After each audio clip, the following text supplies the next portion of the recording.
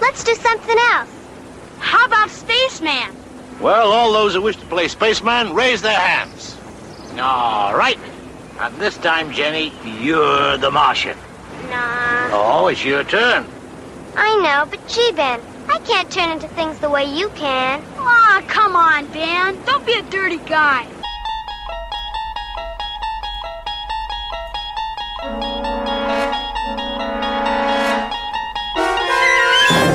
Hello, and welcome to Twilight Pwn, the internet's third most popular Twilight Zone podcast. My name is John. I'm joined by my co-host, Fred. Hello. How you doing this week, Fred? I'm doing well. I feel like we kind of blew our pop culture load a little before we started recording the cast, because we were talking about the Wet Hot American Summer reunion. I feel like that was a formative experience for young John and young Fred in college. I don't think we've talked about this on the cast, but I feel like comedies generally work best in a theater, like with a crowd. Yeah. Not to name names or anything, but like I remember watching The Hangover once, like at my home in the middle of the day, alone, or maybe with my wife, and we just kind of stared at it, confused, and we're like, I'm not trying to be really mean, but I was like, I didn't even know where I was supposed to laugh some of the times. I was just like, I don't get it. But I think if I saw it at a crowded theater, I'd be fine. I very much imagine you and your wife like the people in American Gothic looking at Hangover. Your wife has a pitchfork for some reason. Well, but all this to say, I distinctly remember it was my sophomore year of college, and I think my roommate Eric had this was before we were residing together. My roommate Eric had, I think, rented it and still had it for another day or two. And he was like, oh, you might want to check this out. It was pretty funny.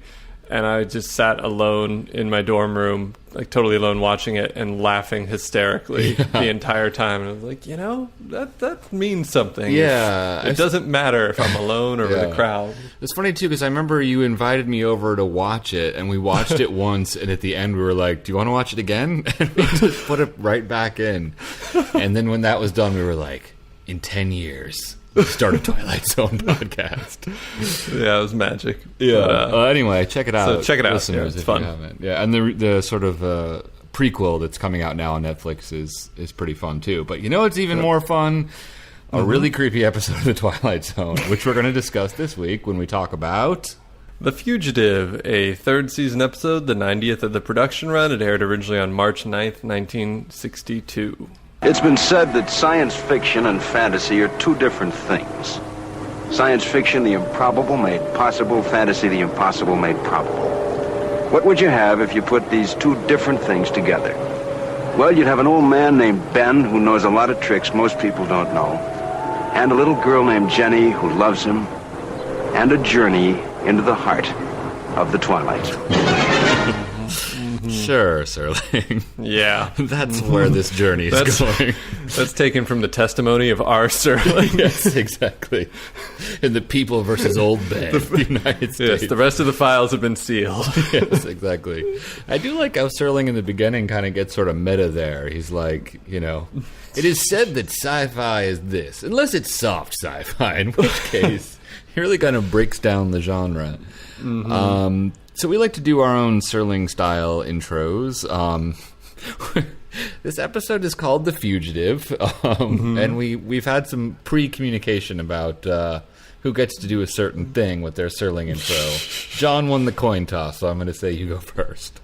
All right, listen up, people. Our fugitive has been on the run for 90 minutes, or 3 full idyllic children's stickball games. Average rate of travel through an uneven universe is approximately 18 parsecs. That gives us a radius of 3 solar systems. What I want from each and every one of you is a hard target search of every space station, comet, planetoid, spheroid, asteroid, meteoroid, and android in that area. Checkpoints go up at 30 space knots. Your fugitive's name is Dr. Old Ben Kenobi. Go get him in the Twilight Zone. Nice. You falsified the records. You falsified the records. But I had a very kind of enjoyable, like, 20 minutes before you got on Skype just looking at the IMDB quotes page for The Fugitive. It's pretty much just the script of the entire movie. Yeah, it's a great movie. I mean, yeah. It's funny.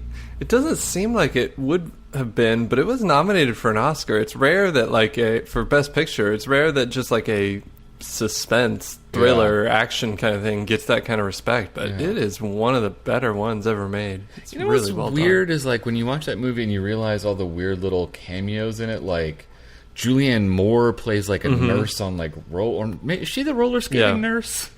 No, that was actually a man. Oh, okay. If you haven't seen the movie, Julianne Moore plays the roller skating nurse. It's one of the most compelling movies. There's roller skating nurses. They're eating oranges and making fake IDs. Yeah, and also, God, the woman from Glee is in it briefly. Yeah, totally. She gets a lot of yucks. Colleagues.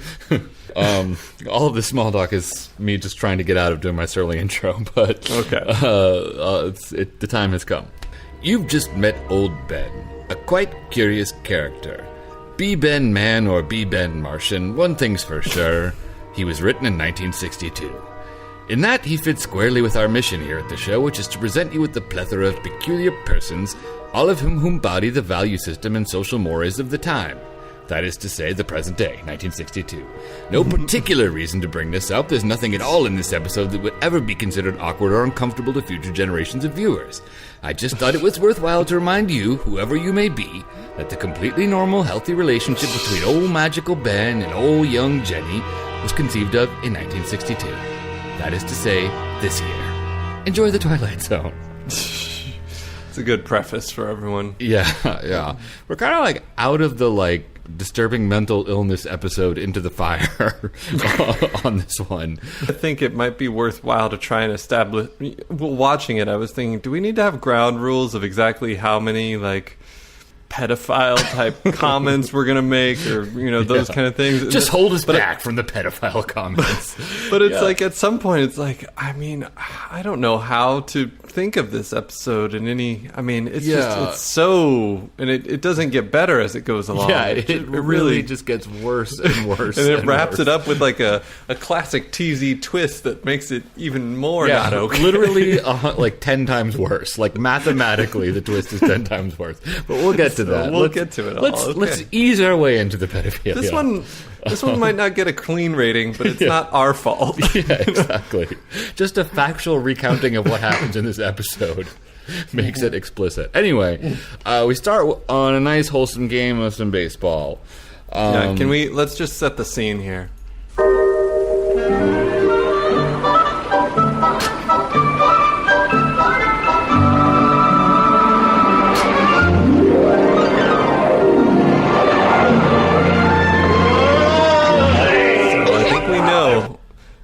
All the stuff at the outset tells you John's gonna like this episode. Yeah. This is a good John episode.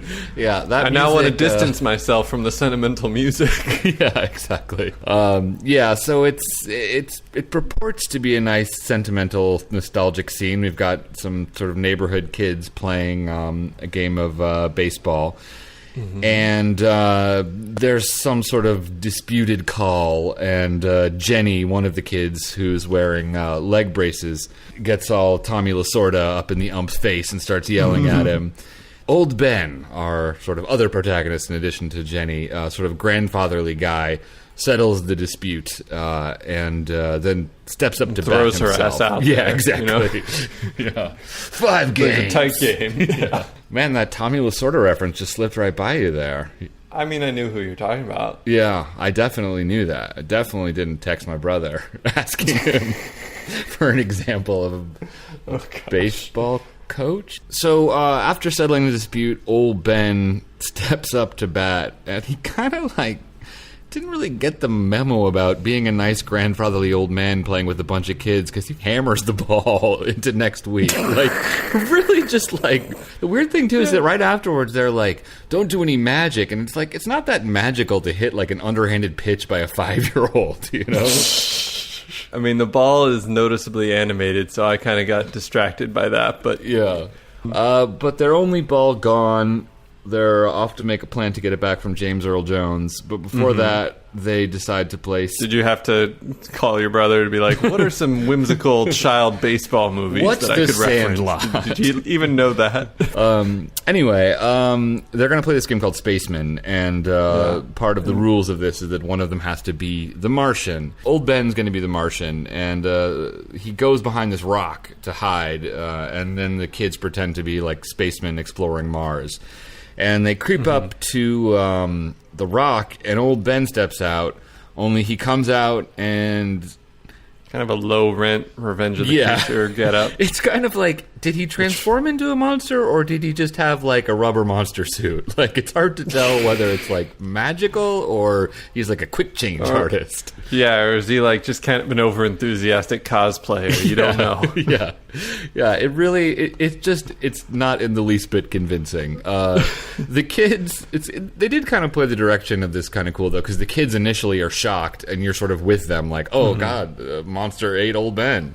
But then they quickly start, it becomes clear that they're not shocked by this, it's just part of the game. It's the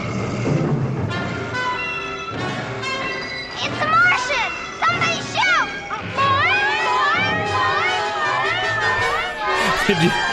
Do you hear that kid with his laser? Do you hear what he's saying? Is he saying boing, boing? Yeah. Kid, it's pew, pew, pew. Get it right. Sorry. Maybe we hadn't settled, there hadn't been a convention to really hammer this out. It was like robot versus robot. Yeah, it was the old west of laser noises. Just anything goes. Yeah. Next up... Did you notice a little before this, when the kids are talking about the space game, one of the boys says heretically sealed? Oh, yeah. I think he meant to say hermetically sealed. I just wondered, do you think that was a kid flub or like a slightly attempt at clever joke that the kid doesn't exactly know what he's saying? A joke, like the kid didn't know what he was saying, but like jokes about knowing hermetically versus heretically, I think were, I don't know, likely to fly over most people's heads? I don't know. Yeah, it was a tightrope walk of a joke. Yeah. I mean, I don't know. As a viewer even then, I feel like I definitely would have been like, I'm not sure if the kid just blew the line. I mean, kid actors were not as sophisticated then as today. Maybe at the time, like, hermetic sealing was like the latest phrase, and it was blindingly obvious to everybody at the time. So Serling delivers his intro. He's sitting on a park bench, kind of looking pretty casual. There were some dames having a little picnic behind him. I really wished he'd finished his thing and just slowly strolled over. Yeah, exactly. Yeah, ladies, we're filming a little show over here. Would you like to be an actor in the Twilight Zone? Yeah. I know the casting director of the Twilight Zone. So old Ben, apparently in addition to being able to transform into a Martian, also has the magical power to make himself look like old Ben's stunt double. And old Ben's stunt double comes roller skating into the scene with Jenny on his back. This is really where the like twitchiness begins. He gets like a quick kiss on the cheek, and they exchange some flirty banter, and including a little bit of earth poetry we got here. Say I'm weary, say I'm sad. Say that health and wealth have missed me. Say that I am growing old, but add, Jenny kissed me. What's that? Earth poetry. You made it up, but I like it. And so do I. Like, if you took a girl out on a first date and tried that, they'd be like, oh, you're a creeper, aren't you? Have you tried that? Or? I mean, I'm just, in theory. In theory. Exactly. I mean, I've dropped a lot of Twilight Zone lines on a lot of honeys over the years. We all have. Is that like a famous poem or something like that? I did not do the Googling on that one. No, I just trusted him when he claimed that he made it up himself. I don't know. Maybe he's just like spitting out Tennyson or something to her, claiming it as his own. Maybe that's his game. Yeah. Okay, I'll Google it. Hold on a second. So we did the Googling, and apparently that poem is actually, how would you say Leigh? Is that Leigh or Lee? Oh, that's just Lee. Yeah, Lee Hunt. And it's called Jenny Kissed Me, so he didn't even creepily change the name to read it to her. It was already, it was tailor-made for his creepy banter. And it was written in 1838. So that's probably a close personal friend to Lewis Carroll. Yeah, exactly. Deep cut there. Deep cut pedophile joke. As this creepy banter is going on, a couple of men in suits are watching this happen suspiciously. And it's just like, it's real easy to assume they're working for the Special Victims Unit. Like, it has that feel. Just watching the interactions. Yeah, and they watch Ben and Jenny go up the stairs. Ben very nicely volunteers to carry Jenny because her legs are infirm. And we get a little bit of banter about, despite all of Ben's apparent magic powers, he's not going to fix her legs. And there's even more uncomfortable dialogue there. Like, he's like, but then you wouldn't be able to run away from me, or something like that. It's just really horrible. It's funny to think, like, what the censors were looking at in 1962 and what just didn't register in any way to anyone. As long as the word brassiere doesn't appear in this episode. Right. It's funny because I remember the first time I saw this episode, for a long time, I assumed it was her grandfather. I was just like, there's no way that this is acceptable. But apparently he's not her grandfather. He's just a guy who lives in the building, and he drops her off at her aunt's house. And her aunt somehow is like a weird like character from Deliverance. She's got like a weird, intense Southern accent and is very mean. Although, is she mean, or is she just understandably upset about an old man in the building like carrying her daughter around? Yeah, I mean, it's played like she's the bad guy, but, you know, it's not unreasonable, her response. Her anger is justifiable. Yeah, speaking of the woman from Glee, I thought this woman had kind of a Jane Lynch vibe, too. Yeah, I bet. That's a good point, yeah. She kicks old Ben out and sort of sends Jenny to her room. And the two men in suits show up at the aunt's house asking questions about old Ben. And the aunt is, of course, delighted that the police have finally responded to her many calls. Repeated calls. No, they're asking some questions about, can this old man do magic? Of course, so we as the audience realize that they're the magic police. Jenny overhears this, and she sneaks out of the apartment to go snitch. And she runs up to Ben's.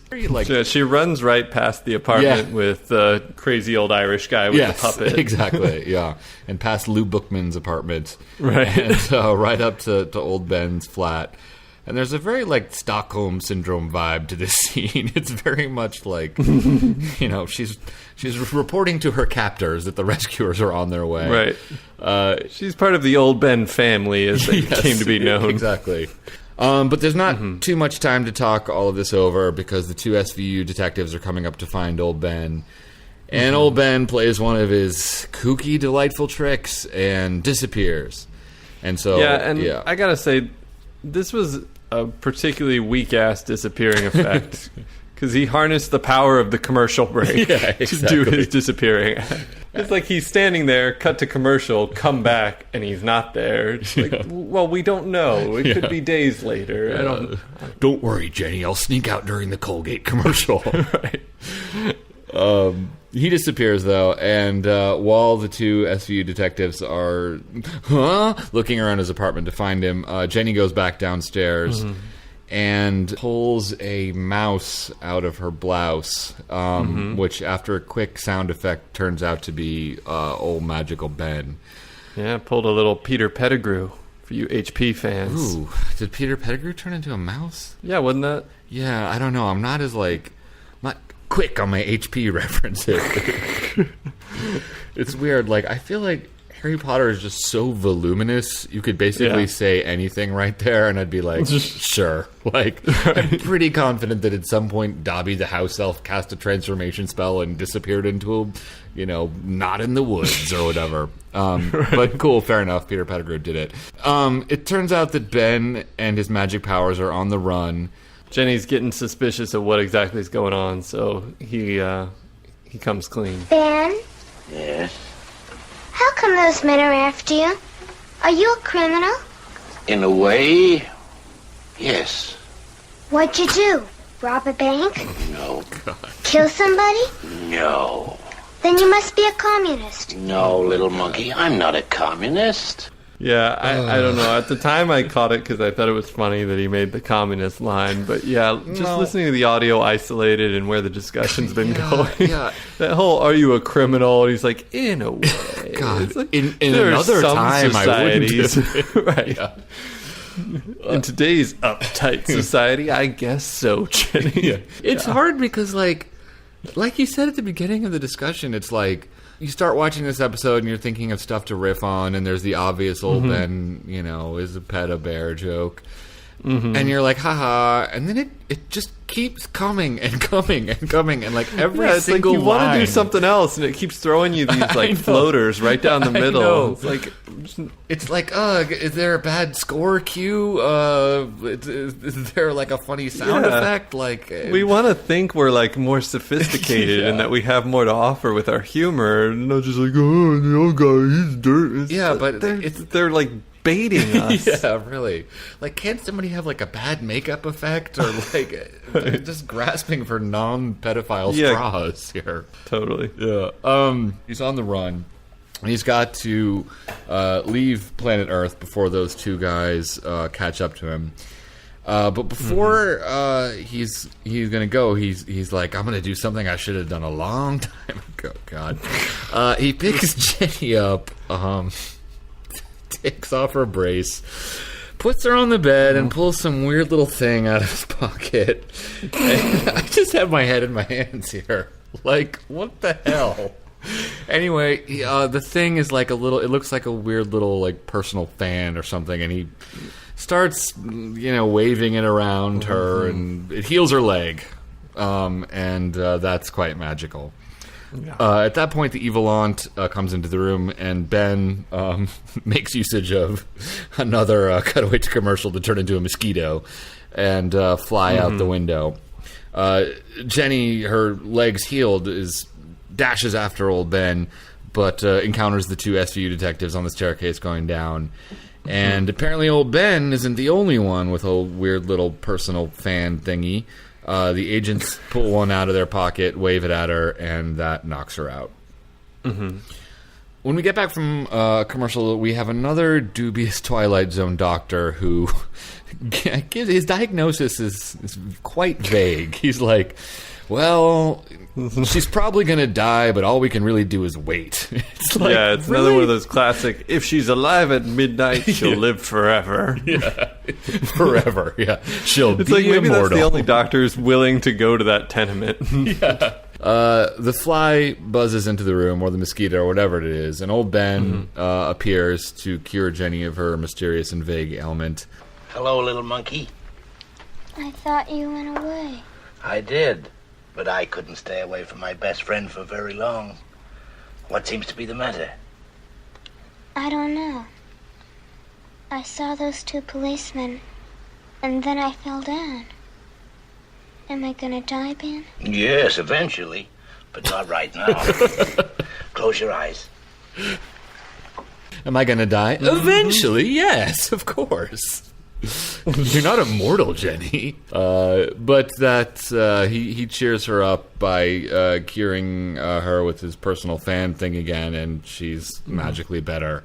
But just as she's waking up and shaking off the sickness, the two SVU cops appear, and we quickly learn that old Ben isn't a criminal, but in fact, he's a runaway king. What's going on?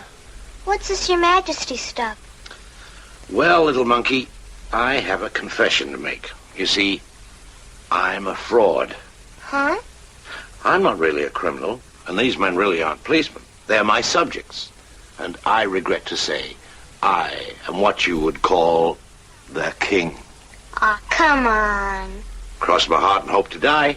One thing I think we kind of glossed over Yeah. in trying to move quickly through this episode is that he kind of drops a line at some point that he didn't fix her legs in the past because when he uses that particular power, it alerts the SUV cops to his location and whereabouts. Yeah. And so we know this is kind of like an act of sacrifice that he's doing by healing her a second time around. But there's some more discussion about good old King Old Ben. I guess I really wasn't cut out to be a king. All that fuss and responsibility and... Oh, I don't know. After the first 1,000 years, it sort of got me down. And I knew I'd have at least 4,000 years more before I'd be able to turn the job over to someone else. So, I took off. Jenny, I skedaddled. Well, all I can say is, he must have been a pretty good king to cause all this trouble. That's true, miss. He was the best of kings. And that's why we want him back. You see, Jenny, we're as fond of him as you are. But you can't have him back. So we've learned this is all really just a kind of a play about Edward the Eighth, which is still hot in people's minds. Yeah. It's not creepy. It's just kind of a allegory. Yeah. Transfer of power. It's good. It's okay, Fred. They pulled it out of the tailspin. Everything's going to be all right. Yeah, just file that away. He's 1,000 years old. Just keep that in the back of your mind. And he eventually... he's saying something like, "Oh, I have to go back to my planet," but Jenny, of course, because they're going to be separated, things are going to be all right. It was it was a cute, kind of older person, like grandfatherly, avuncular, maybe. We were putting our own weird spin on things. Exactly, we're having our fun. It's on us. Everything's okay. Yeah, everything's great. Yeah, there's only a little bit more plot to get through. I'm sure nothing weird will happen in it. Serling will close it up, and it'll be put a bow on it. It'll be fine. So what happens next is Jenny says she wants to go with Ben. Obviously, she's not going to because that would just be weird. No, I mean she's attached to him. It's hard to say goodbye. No, it's going to be losing a grandparent. Tearful goodbye. Seeing what happens. A goodbye. And the two cops are asked to leave the room briefly so they can get this tender and totally appropriate goodbye. Yeah, leave an adult and a child alone in a room for just a minute. Yeah, it's getting iffy, but it's okay. It's whatever. They're just going to say goodbye. And then when they come back into the room, there's two Jennys. So old Ben played one of his delightful, lovable tricks, psychologically scarred Jenny even more by turning himself into her. And they're faced with the dilemma of they don't know which one's the king and which one's the Jenny. And so they got to take both of them back to planet ancient Greece. And then Serling comes in to put a sweet little bow on it. Yeah, and where is Serling when he's delivering this little one? He really kind of comes out from behind the drapes. He's sitting on the child's bed. Yeah, yes, he is. Trying. Okay, all right. He pulls a picture from underneath her pillow as he delivers this speech. Mrs. Gann will be in for a big surprise when she finds this under Jenny's pillow. Because Mrs. Gann has more temper than imagination. She'll never dream that this is a picture of old Ben as he really looks. And it will never occur to her that eventually her niece will grow up to be an honest-to-goodness queen. Somewhere in the Twilight Zone. All right, and just to clarify, what's the picture of Fred? It's of like a handsome-looking young man. Yeah, and by young, you mean like a 12-year-old or something like she is, right? And he was just kind of wrong about the 1,000 years old. No, I think he's like that's the only way that could be justified as a child. I don't know. It was hard to tell, but he's not 12. He's definitely like 20 to 30. Yeah, I mean, he's mid to early 20s. That's okay, right? Yeah. That's reasonable. It'd be amazing if it was a picture of like Martin Balsam or something like that. Or like Ted DeCorsia or something. It's really, to call it an elephant in a room. The room is the elephant. There's nothing else in this episode of the Twilight Zone. It's like an elephant hotel, filled to the brim with elephants. Yeah, exactly. It's just so awkward, and it's hard to joke about anything else, and it's hard to even think about anything else. In discussing my only note is the sexualization of children ? Like it's just very weird. I'm sure that was like I'm sure when Serling was coming up with ideas for episodes, that was just somewhere in his notebook. God, yeah. I mean, obviously at the time this was seen as just a sweet old story, and in theory, well, God, not even in theory, because he ends up with her at the end. That's just so weird. That's the problem where it gets like. I mean, one for the angels, we made a joke or two, but we have our fun. Tra-la-la. Yeah, sure. And, that one I look at and I think, okay, a more innocent age, we're kind of poking fun at this relationship, which, could plausibly happen and be okay, in the time and the context. This one just takes that and goes so much further, and it's like in One for the Angels, Lou Bookman, he's the sweet grandfatherly figure. He sacrifices his life for the little girl. That's great. That's sweet. He heads off. This one, the old guy ends up, according to Serling, marrying the little girl eventually. As soon as she turns 15 on that planet, which is a little more cool. God. And he does it very gleefully in insouciantly kidnaps her away to another planet where she doesn't know anyone. Like, what the hell? But she's going to be a queen, Fred. Yeah, that's so great. It's so good for her. I was sort of interested in what changed over the past 40 or 50 years? Why is this so hideously uncomfortable as now, and why wasn't it hideously uncomfortable to them then? And it was really hard because every time I started to type in those search terms into Google, I was just like, I'm I'm on a list somewhere. It was just kind of, I was tempted to write in the sexualization of children. I'm not a creep doing this for my Twilight Zone podcast. Enter. We're just gonna read about you in the paper, and your lawyer's gonna be like, he was just researching for a Twilight Zone podcast. It's fine. The old Twilight Zone podcast defense.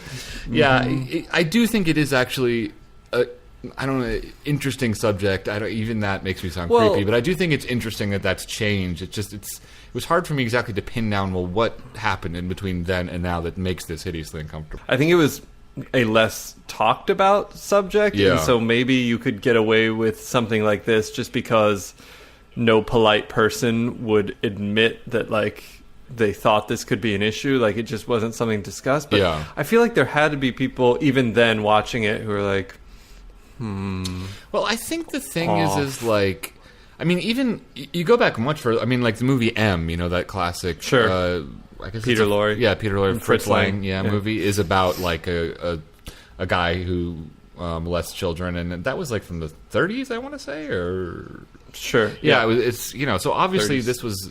This was discussed, and it was a subject of popular entertainment or of drama.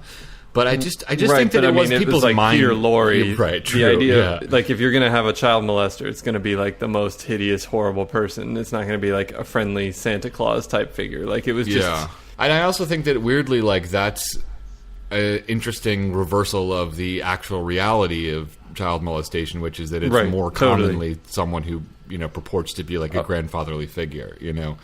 Oh, sure. Whereas the Peter Lorres of the world are, more easily identifiable. Usually. Presumably, yeah.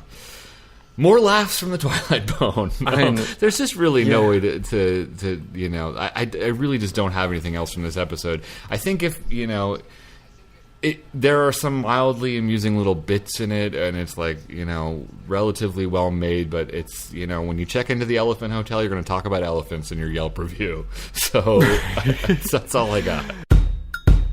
What we doing next? Bios and trivia. Bios and trivia. Bios and trivia. Yeah. Scott, Zachary, Mark Grams Jr., Zachary and Grams, and IMDB. So, I don't actually have any trivia on this one. IMDb doesn't really have anything, and Zachary just kind of comments that he liked the episode. Take that for what you will. Okay, good to know. Grams has some stuff. He actually interviewed Susan Gordon, the woman who played young Jenny, and she apparently has a lot of fond memories of filming the episode. Quote from her: "I got to run off with a prince, and I got to be a twin at the end." I like how she remembered it as a prince, not as a king, which I think is kind of telling on some level. You know what I mean? It's not like I got to. She's already changing history there. Right. Paul Tripp, the guy who played the second alien, got the role because he wrote like a fan letter to Serling. I mean, he was an actor, and I think he he had a resume, but he was just like, I love the show, really happy it's still going, and I want to be part of the best episode of the series run. Serling gave him the role. But Grams also doesn't touch on the hideous creepiness of this episode. So I guess it's time to move on to bios. Yeah, the fact that Grams and Zickery don't want to touch it, it makes me feel like more of like a creepo who's just, can't enjoy the lovable charm of this episode. But yeah, well, funny you should mention that, because someone on our Twitter feed requested that we look up YouTube comments for this one. We haven't really done the YouTube comments feature because YouTube usually takes down episodes of the Twilight Zone pretty quickly because they're illegal, so it's hard to get a good one. But well, if we're going to go there, let me just go ahead and hit this. YouTube comments. YouTube comments. YouTube comments. Intelligent discourse. There weren't really, nobody acknowledged the weirdness of it. One of them, a guy wrote, I had a crush on that girl, and in parentheses wrote, about the same age as her. So I think the fact that he felt the need to clarify that, like, I'm not 1,000 years old. Right. So that's all I was able to find. I don't know if you checked it out too. Sure. I had a little look and found not a full episode, but a partial one, and people kind of weighed in on their thoughts. So let's see what Becky Moore, Space Patrolman started the convo off with. Somebody asked Rod what is the all-time worst TV show. He said Hogan's Heroes because you should never think a POW camp is funny. Somebody wrote a book that Rod took LSD with his students at Ithaca College, but it's probably not true. Which was an interesting comment on this episode. Yeah. Really sheds a new light on The Fugitive. Yeah. But, Becky Moore hopped in on this thread and said, I always figured Rod Serling took LSD at least once in late the 50s or early 60s. He became popular after Requiem for a Heavyweight 1956, I think. Being in show business as well-known writer, whatever, I'm sure he knew about LSD before the 60s psychedelic scene took off overnight in 66, then in 70 crashed and burned. I don't know except The Leftovers or I Thought I Was on Movie Television. So cool. I think they're kind of like tuning into something slightly different. Yeah. Let's deal with bios. Okay. J. Pat O'Malley played Old Ben. He was also in The Chaser, Mr. Garrity in the Graves, and The Self-Improvement of Salvatore Ross. Nancy Culp played Mrs. Gann. She's best known to most people as Mrs. Hathaway on the Beverly Hillbillies. So she did know how to play comedy. She's not really given much funny to do in this episode. Wesley Lau played First Pursuer, the first SVU agent. He was in 22 as an airline agent. As you said, Paul Tripp played the other SVU agent. Russ Bender played the Doctor. He was also on Thursday We Leave for Home, The Hitchhiker. And The Hitchhiker. Stephen Talbot played Howie Gutliff, I think one of the kiddos. He was also in Static. He was possibly best known as Beaver's friend Gilbert in Leave It to Beaver. Yeah. But interestingly, his career went on in investigative journalism and documentaries. He's won multiple Peabodys and done a lot of work with Frontline. So an interesting outcome. He started a little show called To Catch a Predator based on an early childhood experience. God, I'm sorry. Go on. Exactly. Exactly. Written by Charles Beaumont, directed by Roman Polanski, and this isn't funny. None of this is funny. Go on. Directed by Richard Albert, and that brings us to the Inevitable. MST3K. So we like to find connections between Mystery Science Theater 3000 and the Twilight Zone. All right, Susan Gordon played Jenny. She was the daughter of a director by the name of Bert I. Gordon, who directed a number of episodes, including one in which he cast his own daughter, Little Susie. The movie Tormented featured in the 4th season. Yeah. Didn't he... was he the guy who did the Village of Incredibly Tall Giants, or Village of Giants? I think that was one of his. Yeah. He did several of their movies. I think I'll just if I start talking, I'm going to get it wrong. I feel like he was maybe a contemporary or had worked with Corman and then kind of did some of his own stuff too.